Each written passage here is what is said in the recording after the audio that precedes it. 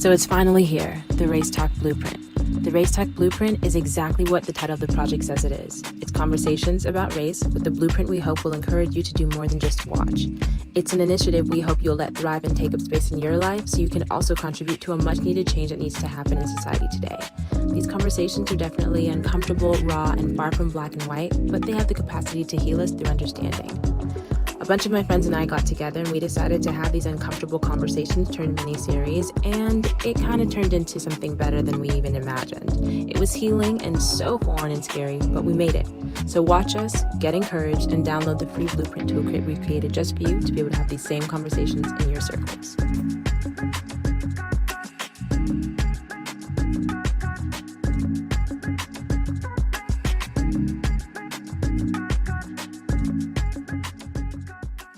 Sports and racism. We know that there are a lot of African-American, Black and brown people within sports, whether professionally or just in general. So it's obviously a topic that we should be talking about to get people to know things that they may not know when it comes to the racism aspect of it, right? What are certain things that are going on right now in the league and how can we change that? Like, let's talk about facts and things that we can change. And then, yeah, go from there. I think for starters, a lack of equitable leadership. You know, when you look at, and we talk about it a lot, like, you know, corporate diversity when we talk about companies, especially as of the George Floyd incident and the recent Black Lives Matter movements, everyone's kind of like looking at this equitable hiring deal. But I would say probably one of the most like obvious ones is in sport, where we have no owners in the league that are Black at all. When you have a league that, I don't know the percentages, but look, turn on the TV right now and you tell me that it's not more than 50%. I mean, I don't need to go to Harvard Business School to be able to just discern that. So, and anyone with a naked eye can see that. And you don't see Black coaches at the same magnitude that you see white coaches. And I just think we need to get to a point where we are realizing, like, and I think when we look at that, if you could just look at that at lone point, you can just start to open up to all types of inequities in the game. And I think looking at that first and foremost is a place to start. And okay, like, are we valuing the player enough? And then you get into player image likeness and long-term benefits for players, whether it be collegiate or pro or high school, like whomever, athletes in general. So I just think there needs to be a more equitable relationship between the leadership in sport and the participants in sport. Jason, what do you think about the Players Association in the NBA? It's collusion. It's collusion. It's period. It's no different than unions in the government. Like, if the person's hired by the entity, they're beholden to the person that hired them. So it's a facade through a title. Athleticism is an export. It's an export. It starts in our communities. First of all, it starts in our country, in our birth, in our place of origin, and then it came here and it started. Then it gets harvested in our communities, and then it gets removed from our communities at 18 years old and goes on to make everybody red, right? Mm-hmm. Which is that is an asset, and that's an export of an asset. Nah, I mean, you touched on a few points. One of the things that I was actually going to speak on that you just mentioned was athleticism, especially in the Black community, being our primary export, right? You know, there's a number of things that were our export, right? It started out with labor, you know what I mean? You know, marijuana was one of our exports. We got criminalized. Athleticism, entertainment, music, that's another one of our exports that gets exploited, you know what I mean? And I'm with you 100%. I think there needs to be a certain sense of ownership, right, within the Black community on that export. Not saying that our own are going to exploit, you know, these athletes, but these are products of our community, right? That athleticism is a product of our community, and so, you know, that's an interesting topic. How you mentioned, you know, kind of bring up these athletes from that early age, you know what I mean, and kind of put them in position to be leaders long term, right? That there's not enough of that. What usually happens is a lot of these athletes, you know, they're in the community, everyone knows who they are. high school coaches know who they are, the neighborhood, chicken spot owner knows who they are. And then they go off to college and they get plucked from that society and then exploited. And then it's that tie is severed. You know what I mean? And you see that a lot, especially guys going to a lot of these Power 5 schools where they get this false sense of entitlement, where it's like, all right, now I done made it to this school, I made it to SC, UCLA, Florida State, whatever it is, and they don't even look back. You know what I mean?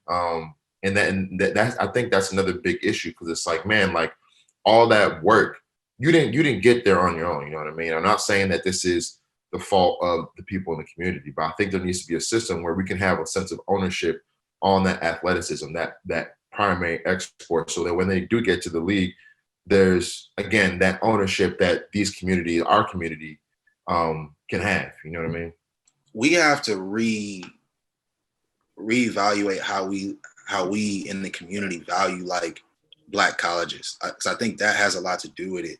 Like what we're talking about right now, Randall, and we all went through. You and I both went through it personally. I'm not sure if anybody else did it. If you did, I probably didn't speak on it, but it's like this was the worst. Like this was we were on season 20 of them breaking up the relationship of us and our Black. And my dad played for Eddie Robinson, bro. Like my sister went to Hampton. Like I went to Grambling practice as a kid, but bro, when I went, it's like you said, it's like you don't need, like nothing else behind you existed. Like it don't even matter. Like, but a part of that was because of the way we treated it too. I used to say I wanted to go to Grambling, and my dad would tell me, and this is no fault to him, but he'd say, man, you gotta think bigger than that. And in my mind, it put like, okay, well, I to the point where my mom got into it with the recruit from the scout from Nevada, Reno, about like they were debating on who was a better school, Hampton or Reno. And like, it was like, I didn't understand why my mom was going there. I was hot. I was like, man, you wilding, like you doing too much. But in retrospect, I get it. I understand, because what she was seeing, and from her perspective, she's like, yo, my husband went to Grambling State. My 2 other kids go to Black colleges. And then this man gonna come in here and he gonna argue and convince me in my own house that school was better for a Black, and that dude was Black, right? Like, and just knowing what I know now, man, we got, as athletes, we got to reprioritize like how we reevaluate rather how we look at our own schools and what we deem as valuable. Like, because that's what happens. We get to that point, and then you just like, you forget about it. It's like, all right, well, yeah, man, y'all on your own. Like, I went to college. Like I went to, they like, that's how Lil Wayne ends up voting for Trump. Yeah. You know what I'm saying? It's like, oh shit, y'all figure it out, bro. Like I got, shit. I run a 4.6, bro. Like, but it's not, but that is a very selfish thing too. And that's us adopting a lot of white European ways where we think about self, because that 4.6 that you ran, that ain't your 4.6. That's your granddaddy's 4.6. That's your great grandparents' 4.6. That's 6. All the homies I got into it with a homie. I won't say his name because you might know him, but he was like, "Yo, figure it out." And I'm like, "Bro, everybody's not 6'4", and you didn't pick to be 6'4. So how smart are you really? And does that make you or somebody who's now skinny and Black? Does that make him less Black or less right? Or you know what I'm saying? Like we gotta really like. I guess what I'm saying is we got to look at our own ego and do some work when we're getting these rewards and these accolades. And like, I went through it and I'm still going through it, but I think that's where it starts, because that ego, it burns the candle at both ends, because we don't even respect our legs. Like, it's cool as fuck that excuse my French, I'm sorry, Didi, but it's cool as fuck that my dad played for Grambling State and went and played for Eddie Robinson. And I met Eddie Robinson. Like I this ball is signed by Eddie Robinson. Like, but I just never for years I was like, I won games at Boise State, and it's like, I don't know, man. It's that's what's got to change. So it starts with us. We got to do work in these locker rooms and do work on these fields and do work in these coaching meetings and like do work in the community and reevaluate how we look at our own entities, man. Because they don't care about our history and our legacy. They don't, and they like it when we do this shit. I liked how you brought up like to like think bigger than, that topic, because it's like my background, like I came from like, my dad was pretty athletic. He was like all city for like his high school, and he played at the time in the 70s, and he played with dudes that went to SC, that ended up like winning the Heisman. It was like a real athletic time in the Valley in Los Angeles at the time when he played, but he never really got to that next level just because he kind of went the JC route. And then I had an uncle that ran track for USC. But I mean, I think the main thing that I saw from them was like everything was thought into just like pure athletics, but they never really thought about like the business side of things and just, you know, taking the most advantage of getting the college education. And that's what I like seeing right now, because a lot of athletes are not just kind of going with like, oh, I'm just an athlete and that's it. You know, they're trying to be smart about it, strategic, you know, more financially ready and just making the right moves. And I hate to see when people criticize athletes for doing that, for, you know, trying to be strategic with their career, trying to reach for something beyond just like the field or going into other, you know, other ventures or talking about ownership. That's why I really like seeing LeBron. Everything like how like Rich Paul kind of like got on with LeBron and like what he's trying to do, how he kind of disrupted the agent, like sports agents field. And, you know, a lot of people criticize him for that, mainly agents, but it's like, you know, let them do their thing. Like you want to see people like kind of disrupt systems like that. So I thought, yeah, that's. I mean, you really hit it on the head, and I think we're starting to see it now with athletes, especially in high school basketball. The top guys really considering a lot of these HBCUs and fully understanding, like, you know, this is our primary export, and, you know, and if we're gonna play this game, like, why not go to one of these schools where it's going to be appreciated? You know what I mean? Like, yeah, it won't be a prime time, you know, game every single weekend. You know what I mean? But it's the foundation to get to a place of where we need to be as a people, as a community. And I remember I was speaking to one of the assistant athletic directors at USC, and he had called me in March. He was like, "Yo, you know, I don't know what to do right now.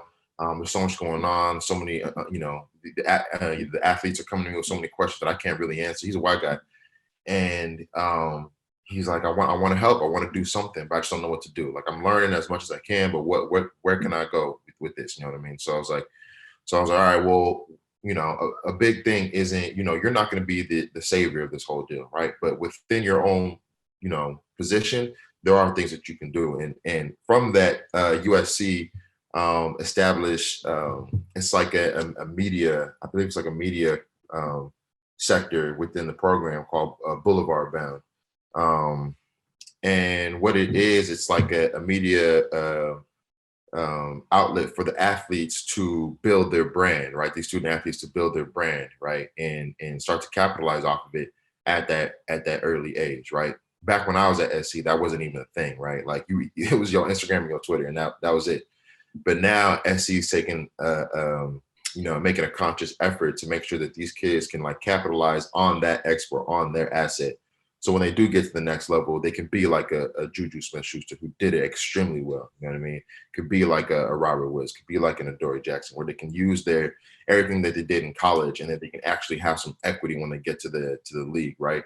Where it's not like you're starting all the way back from scratch to try and build up another brand. You know what I mean? You know, and that's just one of the solutions, right? Obviously, the other one, the long-term one, is owning the sport and owning the game, right? And you know, having more you know, involvement with HBCUs, right? And making that ours, because those are our schools. This is our asset.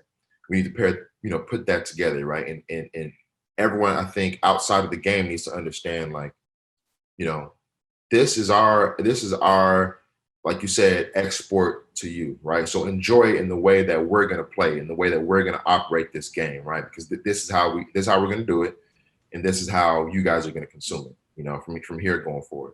But like you said, it's going to take a group effort, right? That individualistic mentality of, listen, I got my scholarship, I'm good. Like, I went to, you know, Miami, I went to whatever, I went to Michigan, like, I'm good, I'm solid, like, I got this full ride.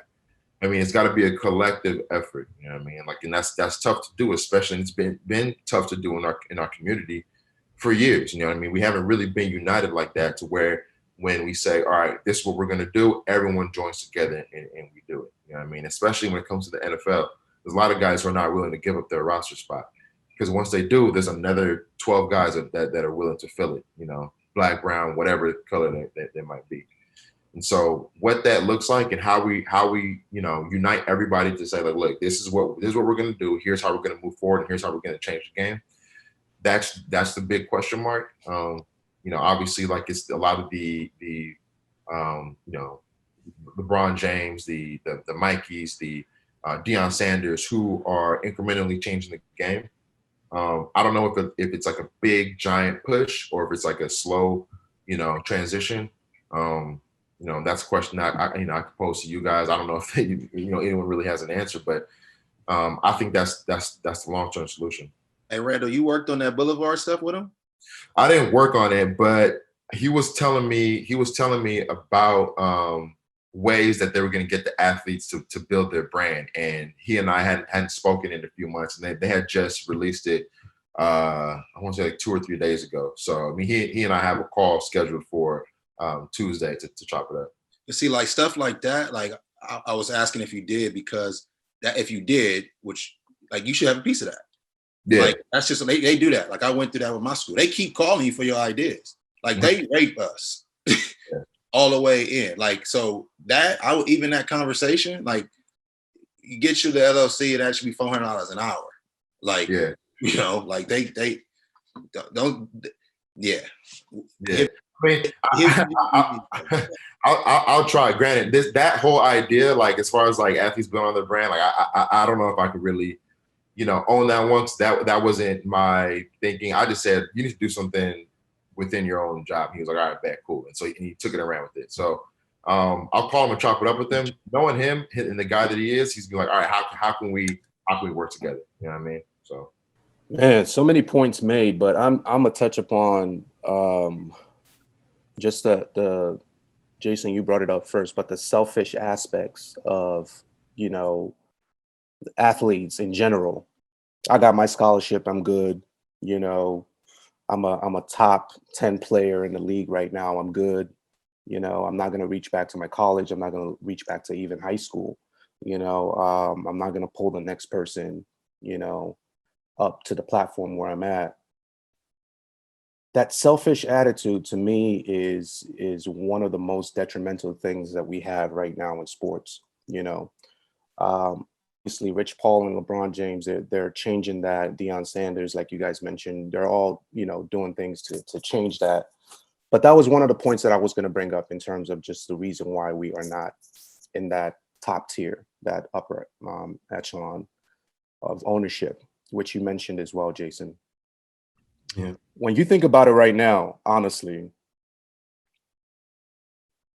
how in percentage wise, how many percentage do you feel like is in, let's just take the sport of football, percentage wise? How many would you guys say? Black people? Black people.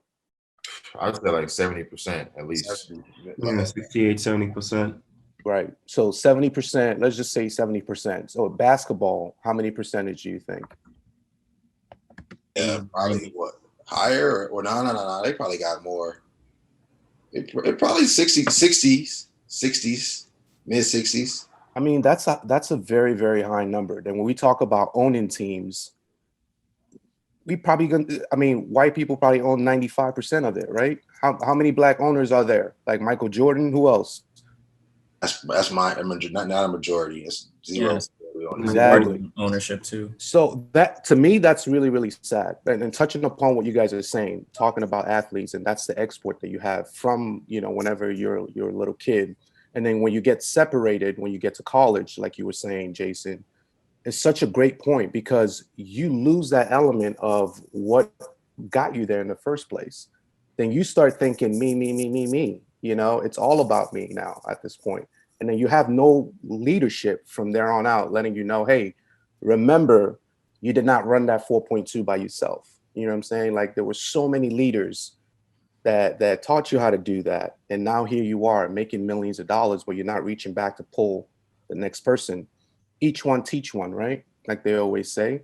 You know, one of my favorite sayings, and I always say this all the time, and I probably said this at some point in some other capacity that when we were recording, but you would never see a U-Haul behind a hearse. It's one of my favorite sayings. You will never see a U-Haul behind a hearse. You can't take it with you at the end of the day. You know, when you think about the Egyptians tried it when they were, you know, way back in the days, try to bury their gold with them, you know, all they did was get robbed. So always reach back and always like pull the next person up. You know what I'm saying? And then one more point I will make though is even as an athlete, you gotta be able to want more for yourself. Somebody touched upon it where it's just like, do not even think of that glass ceiling as your limit. Break through that glass ceiling. See yourself as a CEO. See yourself as an owner. See yourself as a general manager.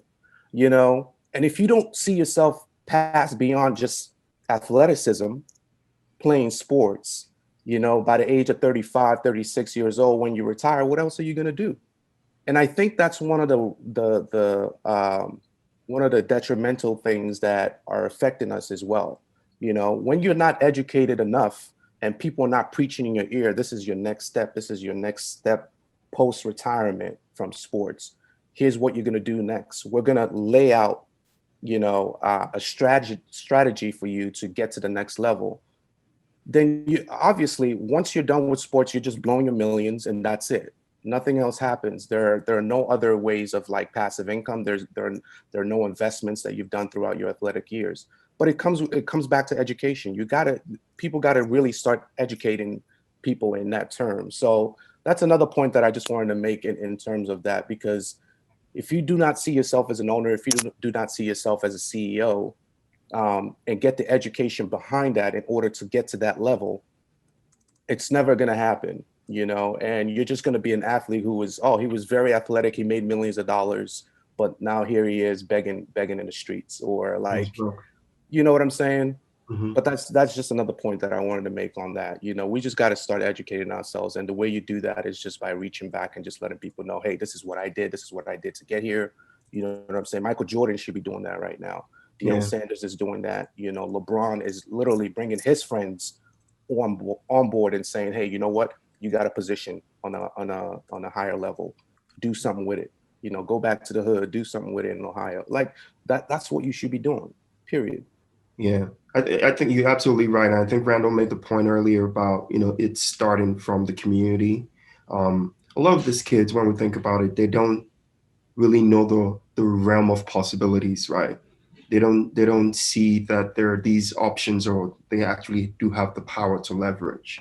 And what feeds the selfishness, I think, is, you know, they look at it as a way to get out, right? Out of a tough situation, out of poverty, out of crime, you know? And that's why you keep on hearing, like, what was the first thing you did when you signed your contract?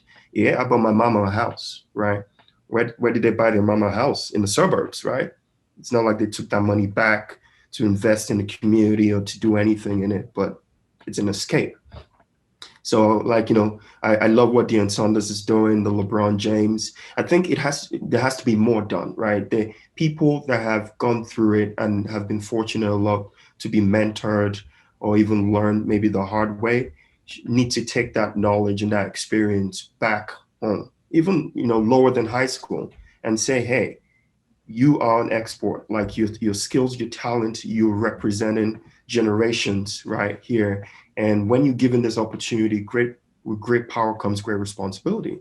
And you have to make that change. I think until we start doing that from the grassroots level, and changing the mentality, or, you know, of our people, I don't think a lot is going to change.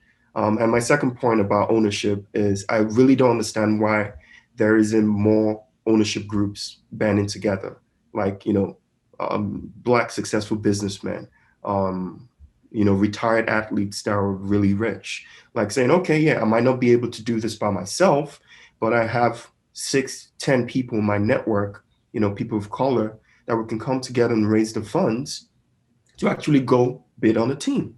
Right. You know what I'm saying? Like, you have to, of course, we know it's a challenge and stuff, but you have to do something out of the box to break the wheel. And I think we need to see more of that. I know Magic Johnson, I think he was, that I know, was like one of the first people that was kind of like pushing ownership. He wanted a little piece of the Lakers, wanted a little piece of the Dodgers. But like if we have like a few folks, Dre, Jay-Z, you know, all these people that are supposedly billionaires now come together and say, okay, let's do more. I think that might help accelerate things. So at least those are the two things that just jumped out to me. Yeah, we can't be afraid to like create these new ecosystems, like these ownership groups, and really come together. And I don't, you know, it doesn't even not necessarily have to be only athletes or retired athletes, or it can be young people that are just interested in the sport. Maybe they want to kind of get on the financial side. It can even be just entertainers, because, you know, entertainment and sports go hand in hand. Like half of the entertainers are always at the games or supporting it, you know. I would just love to see us be more strategic in creating these groups together, like really funding them together, where it's not just like we're only minority owners. We have to push for that. Yeah. And I had a general question for like the group on terms of ownership, but how do you guys feel about, like, do you think it's better for us to pursue ownership within the established leagues like the NFL and the NBA, or do you think if like the gatekeepers aren't like letting us in, should we be looking into creating new leagues or investing in other leagues, like alternative leagues? Because the talent will go where it needs to, but, you know, it's definitely more risky, and it's not, you know, most people want to be a part of something that's already established than building a new vision. But how do you guys kind of feel about that in terms of solutions? Don't limit yourself. Like I said, you know, we should never limit ourselves. If it's establishing a new league, then let's do it. You know, we got the resources, we've got the athleticism, we've got enough people of color in order to do that. You know, so just like I was mentioning, you know, that glass ceiling ain't it. You know, break through that glass ceiling. Think outside of the box, like you said. You know, so that's how I feel about it, definitely. So if the establishment is not letting us in, we can do our own, you know. But it's almost like that's more so like of a long-term goal, right? Like that's something that we should start thinking about today, right now, and start getting that plan, you know, started, while also thinking of things like today, right now, that we can change. So I know on our last call, Randall, you had mentioned that, you know, the word simple is like our owner instead of boss can be changed, right? Because a lot of players, they don't like that. And then like the team Redskins, Tony was talking about, you know, he loved the Redskins, but then at the end of the day, he's like, wait, that's racist as hell to have a team called the Redskins, right? So what are certain things today, while we're in the process of creating this long-term goal, that we can change today, or like, you know, request to be implemented immediately? I think what happened in the bubble of the NBA gave us kind of like a blueprint of what is possible. I think the players realized eventually that they had enough leverage to actually cause or stimulate, you know, change. We may not all agree that, you know, they did enough, right, or whatnot, but I think that the key thing to take away there is that they listened. The league listened. People literally didn't show up to play the game, and what could the league do, right? They couldn't do much. They had to listen. So I think, you know, building upon that and saying, you know, it could be sitting out a season. And again, I'm just you know, spitballing here, but it could be like, you know, if you do, here are our terms, right? We have to be very articulate in what we're asking for. We have to come together and say, we don't like the fact that, you know, NFL, you're calling it the Redskins. It's racist. If you do not change this, we're not going to play. Yes, you know, they might want to play hardball and go get replacement players and all that stuff, but we know that the players are the team. Like, you can't have the team without the players. Olu, I'm gonna play devil's advocate. Sorry to cut you off, but like, you signed a contract. Mm-hmm. You signed a contract to play for that team. Yeah, and you knew it was called the Redskins then. Mm-hmm. What do you say to that? Well, even though, and again, you know, I think even though you sign a contract, you still have the rights to protest, right? When I signed the contract, I signed to play as a football player for the Redskins, but I could grow. I have the ability to grow within a short period of time, and, you know, identify that I'm no longer comfortable with something else. And in America, you have the right to protest whether or not you're in the contract, right? So I don't think it limits you, or it should knock your knees, like take your knees away from you when you're making those, those demands. It's just, I think it's just activism. I guess that's the word for it. That you can still, you can work somewhere, but you have the right not to agree 100% with the policies over there. And as a key cog in that operation, you have the right to demand change. It happens in corporate America, right? Yes, you sign, your contract to start working, but if you see something racist going on, you have the right to raise your hand and, report to HR or protest, right? At that point. So I think it's the same thing in sports. Just knowing it just has to be something has to click in your mind to know I have the power. We have the leverage collectively. We could do this, and they will listen.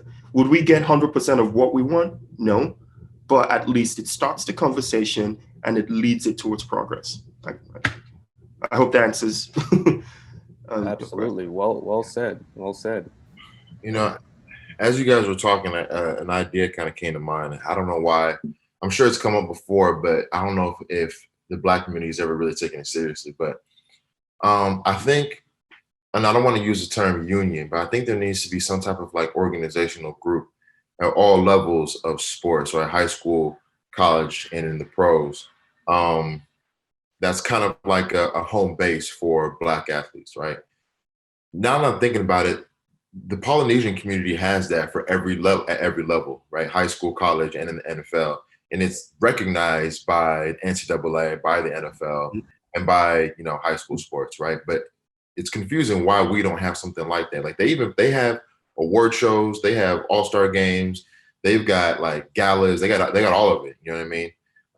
It's strange how we don't have that too. And I think it would be interesting if especially we had that at the high school level, where it might be, a group of, former athletes or, other leaders in the community that create this organizational group that make sure that these kids are taken care of for their whole career, right? From high school to college to the pros, where there will never be that severance when they leave high school to get to college, because that happens so often. Is, a guy will get, like I said before, a guy will get to college, and the trainers, the aunties that took care of them, whoever took them to practice, that person that gave them free lunch when they couldn't afford it on certain days, like that tie gets severed, right? But it's like, how do we create something to where there's always that link back to this home base wherever they are around the country, for whatever team, whatever college, because that exists in the Polynesian community. I think that would help us out a lot. I feel like it's like almost like an NAACP, but for like Black athletes strictly. I like that idea a lot as well. Even if it's not like a organization we create, maybe we house it under an existing organization, and they start actively doing those things. But I think that's a good idea, just to, illuminate, and let's have like some type of unity for all the Black athletes in the country. Just having that ecosystem of support, throughout each phase. So I think that'll also help too. Like if you're in high school and you want to go to the pros, right? You make it to college, and when you get to college, you end up knowing that you're not going to go into NFL. If you're still in that organization, they still have their own network that can help you get a job somewhere else, right? Whether it's through sports but not playing, or finding another skill of yours that you do have, right? Because those people now have that like support to know that, okay, you didn't focus so much on this because you thought you were going to go play, professional ball, but since you're not, we are here to support you and give you that leniency that you need. You need a little bit more like time to learn something, a new skill, right? And that's how they can build that network, right? Yeah, 100%. And what happens often, it's crazy that you say that, and it's sad to even bring it up, but because that tie gets severed, guys get to the NFL, get to college, realize they're not going to go pro, right? Yeah, then now what? They can't even go back to the communities because they're like, nah, you left us. Like, what do you want? We moved on. You know what I mean? And you can't go to the college because they're like, nah, like what we brought you on to do, you can't do. Like we're good. Like you did what we wanted. We don't. Transactional. You're not gonna come back here and like for what, a job? No, that's not what you signed. Like, you signed to play ball for 4 years. You know, we gave you this scholarship, right? And after that, sign on. You know what I mean? Like, it's a handful of colleges that might be like, okay, you know, we'll help you along. But for a lot of them, it's really dependent on how they feel about you, you know, how well you played at their school. You know what I mean? If you weren't a top guy, if you were a 3-star guy that snuck into that school, like, and I had a lot of guys that went to SC that were 3-star guys that didn't get a ton of playing time, great dudes. But the relationship between the college and those athletes was non-existent. You know what I mean? And they can't go back, like I said before, they can't go back to the communities because, you know, it's like, you know, you left us, you did. I mean, we haven't heard from you in 3 years. But the only time we hear from you is when we watch it on TV. You know what I mean? So I think, Didi, that's an excellent point where it's like, okay, well, what can I fall back on? You know what I mean? That tie is still there to the community, right? Yeah, and leaving the responsibility away from the athlete, because we all know their mind has been left, and now we got to get them on the right. But we have a team that's already ready to help them, right? And is it only for Black and brown athletes, or is it for everyone? Because remember, Tony was saying he thought it was incredibly divisive for, you know, us to just have things just for Black people, right? But he wanted his white counterparts to go talk to their white counterparts to get them to understand what's going on in our community, but also finding a way how we can all work together, which means we need their help, right? So how does that play into it? I don't have anything as far as the name goes, but like as far as inclusion, like I get it, but they don't include us in none of their groups. So yeah, so this should be something that's like a hub for. But yeah. And think about it, right? Like, not to say something like non-PC, but the other groups, the white counterparts, they don't really have this problem, right? Yeah. We're doing this because there's a problem on the colored side, right? So it's natural for it to be made up primarily of colored people for the colored people. Exactly. Because that's where it's hurting right now. So I think it's fine to just have it that without it being divisive. Yes, can we have a few, you know, white people in there? Yeah, of course. But I think it should be focused on the colored people.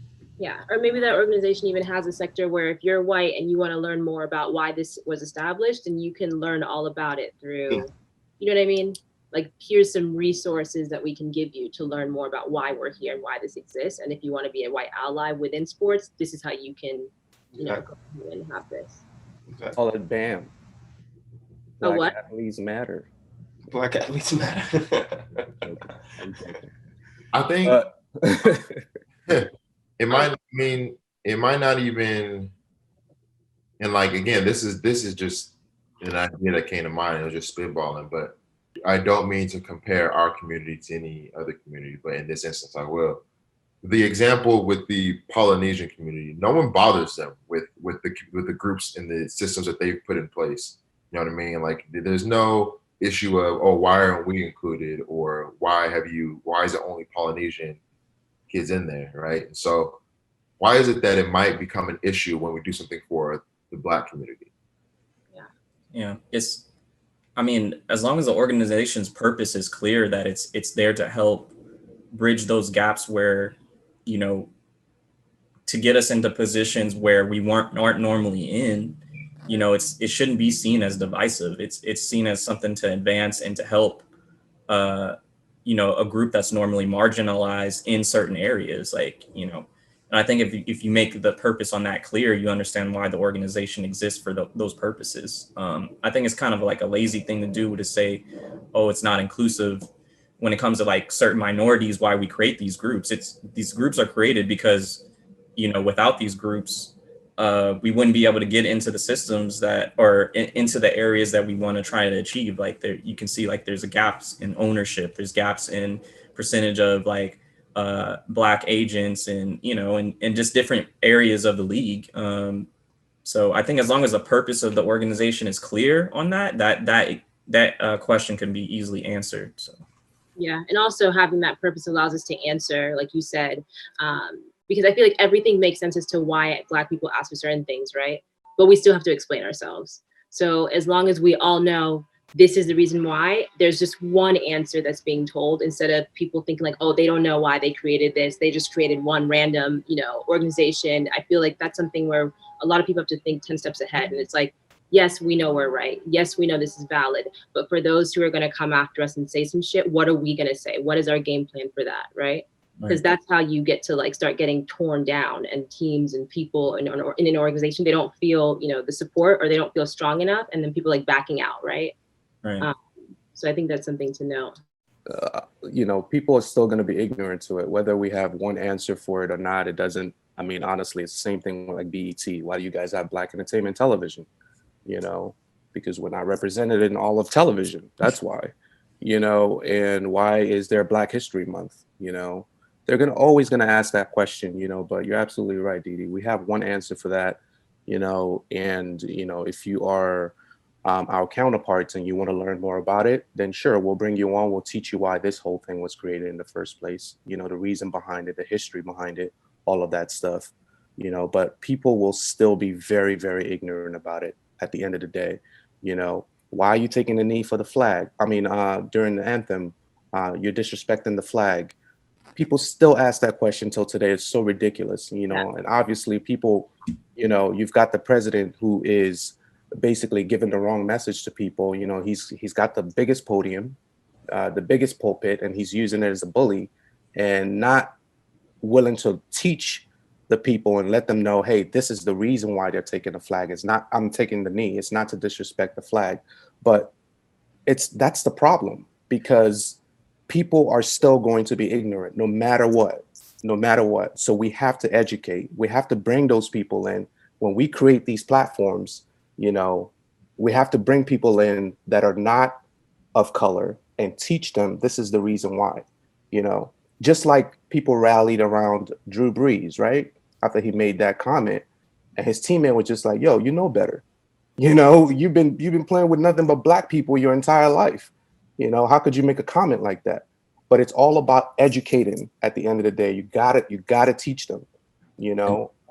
So that's definitely another thing that I just wanted to point out on. Just not allowing people to hijack our message, like, and that's why I was, you know, getting back, just making sure the message is clear amongst all people involved in the organization, and you don't allow people to hijack the message or misinterpret the message or say it's this when it's really that. So I mean, seems like we kind of got our solution, and we wrap this up. I mean, you guys spoke about solution for ownership, the organizational support long-term, right? Creating our own league long-term, and maybe creating a document that has like a list of terms for immediate change, right? And then education, to educate our white counterparts. I think that's about it. Do you guys have any other solutions? Cool, let's get to work. Right? And it almost seems like that list of terms for change, it's almost like Ice Cube's document that he has, that contract that he created. Have you heard of it? The contract with Black America? Yeah, like a list of terms that need to be changed. Kind of seems like that could be implemented in that like format, right? I think we should do it. Like, I mean, I'm already writing those down. I mean, a lot of the stuff is honestly stuff that is being worked on and people are trying to do. It's just, it takes, you know, connecting with people who are like-minded, you know, starting and creating what never existed is different. Like, it's one thing to start a shoe store online. It's a whole nother thing to like build something that's never existed before. And it takes a certain type of people. So I just appreciate meeting like-minded people, giving me a lot of confidence to move forward a lot of this stuff. And we should definitely collaborate on it if anybody else has anything going on that you feel like my perspective can be valuable for.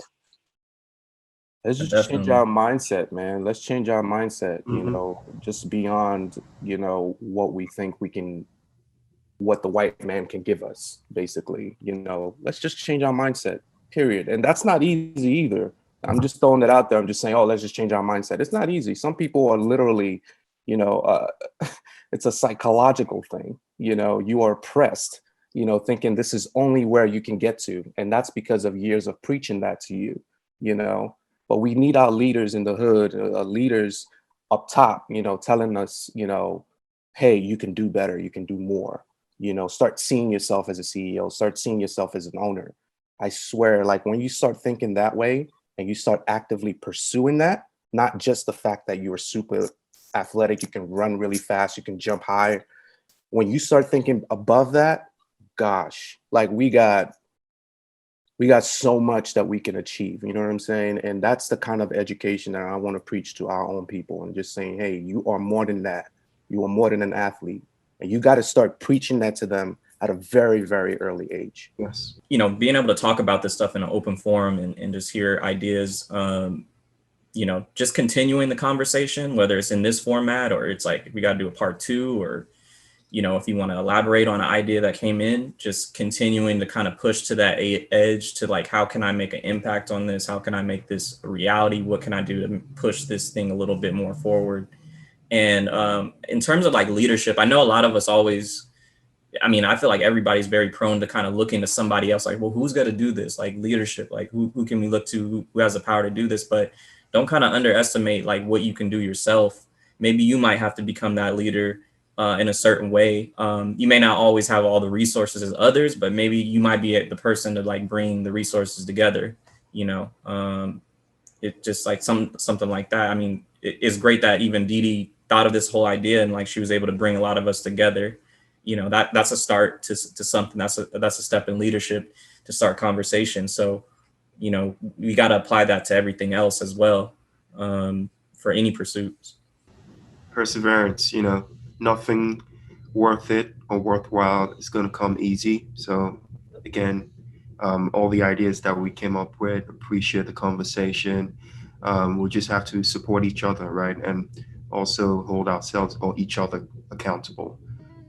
You know, let's not get step off the gas pedal. We'll just keep on moving forward with this. So, perseverance.